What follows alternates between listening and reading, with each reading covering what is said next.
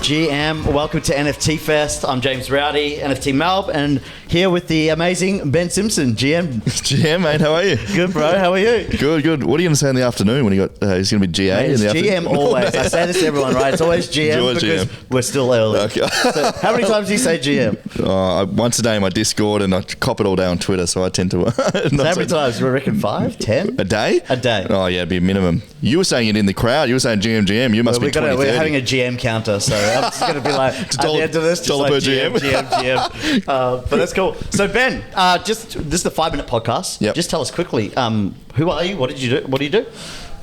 Great question. I'm from Tassie, full-time investor and a founder of Collective Shift. So my background's entrepreneur my whole life. Quit school when I was 17 to run a sportswear business.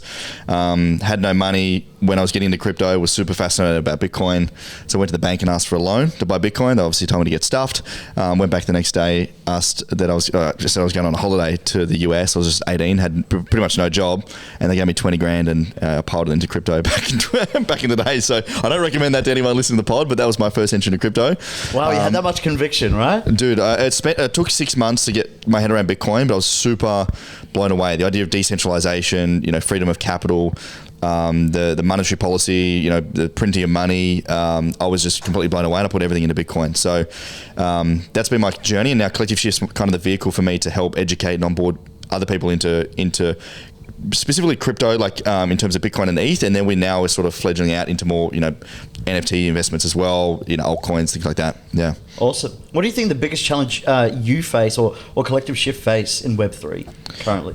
User experience, number one. So the hardware, for example, and self-storage. So we've seen everything that's happened with FTX recently. The reason people don't do self-storage is because it's so hard to do. Writing down your seed phrase and you have this ledger and USB. Like, man, I get sweaty palms when doing transactions. Like, my mum's got no chance, you know what I mean? She's in all sorts of trouble. There's no GM for her, So I think we need a lot more work to be done on the hardware side, the software, and the user experience. Like, we need like the Robin Hood for crypto. That's what we need in self-storage, in ownership, and we just need the crap that's going on with the centralized exchanges to end. And I think that's going to be the real push towards decentralization.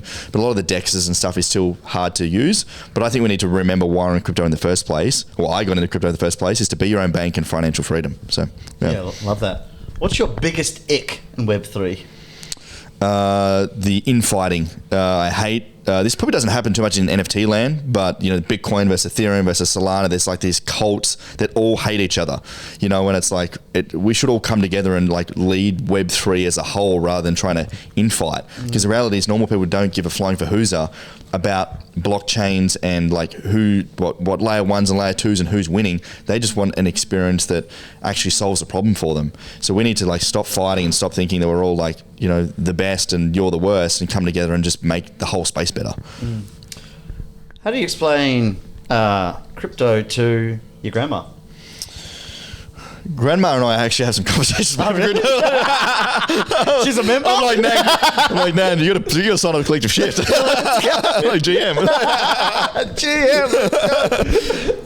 I explain Bitcoin. I explain the idea that fiat currency and the money we use is controlled by governments, and right now, we've seen the last 2 years the government has printed trillions and trillions of dollars, and the reason why property prices are going up, asset prices are going up, cost of living is going up, in a really simple level is inflation. And Bitcoin is an alternative to that, where you've got a limited supply asset, you've got a decentralized nature, it's not owned by people, and you don't need to trust people to do certain things. It's trust by code and software. It's the purest form of money. And that's where I always start in learning about crypto, because I think Bitcoin is the purest form. And then, from crypto perspective, it's just digital money. In the end, it's digital money, and it's tokenized. It's tokens, not shares. And then we sort of get into blockchains and NFTs from there. Beautiful. And what's one piece of advice that you could give anyone, I guess, any age, wherever they are, whether been in the space for a while or they're green? What's one bit of advice that you could give the audience today? Spend an hour, thinking about and learning about and researching about what money is. That was the real light bulb moment for me that got me into this industry. I think once you start to question what money is and what it isn't, and why the $10 note in our pocket is worth what it is, you start to understand how the world starts to work, and you realize that it's kind of controlled by central governments. You realize that wages haven't gone up in forever, and you realize why it's becoming harder and harder to buy property and buy assets and get out of the rat race. It's because fiat currency it's worthless. Like, basically, like, we need to start to wrap our head around that, and then you start to get into Bitcoin and blockchain from there. So figure out what money is, and the rest sort of falls into place. Beautiful. Guys, Ben from Collective Shift, thanks for coming. Thanks, brother. Appreciate it. Thanks, bro.